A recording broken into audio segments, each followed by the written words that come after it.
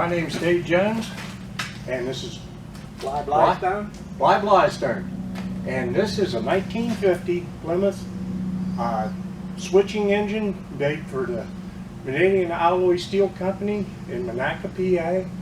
Came to the museum several years ago, and for a long time it sat, and the engine, just from condensation and stuff like that, seized up. And I came in last year into this deal and got the engine back to running again, as you can see.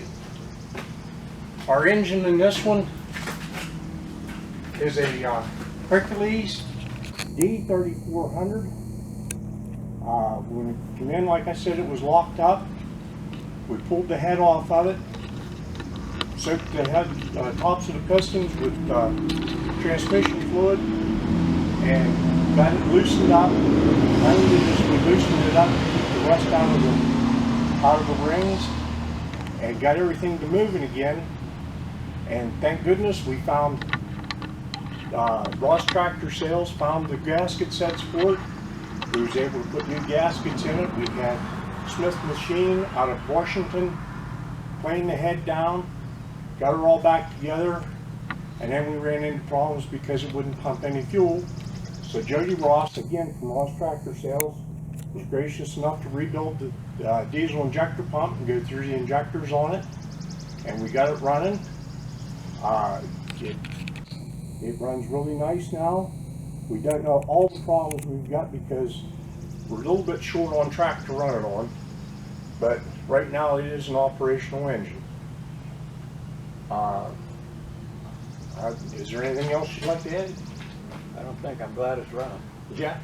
Yeah, this is the prime mover for the number 4 steam locomotive, being as it's down in the hours it would take to build steam in it. Once it is approved, just to move it in and out of the building to do work in here, this makes it so much easier. We can just hook onto it and drag it back out and do what work we need to do. So this is the kind of like the key to the whole Waynesburg-Washington Railroad project. It has a torque converter transmission in it, as opposed to the dry clutches that they used before that. It's got a manual transmission. It's got manual brakes. There's no air brake to it. It was built by Plymouth Locomotive Works in Plymouth, Ohio, and like I said, it was 1950. So this is a good indication of what can be done with something that has sat for a long time. Or after startup modifications was I put new fuel filters and stuff like that on it in order to make it more less susceptible to the dirt and the fuel. And also on the other side, we plumbed up all the air cleaner stuff which had been left open, and mice had gotten down into the intake, and that was part of the damage caused by, or causing it to lock up, was the moisture and stuff by the mouse nests and the mice inside the cylinder area. Not a whole lot more I can add to it, other than the fact that we're having new fenders built for it that looks kind of bare. And once they're back on, which should be in a couple weeks, we'll be ready to rock and roll. You want to fire it up one more time for us? Sure.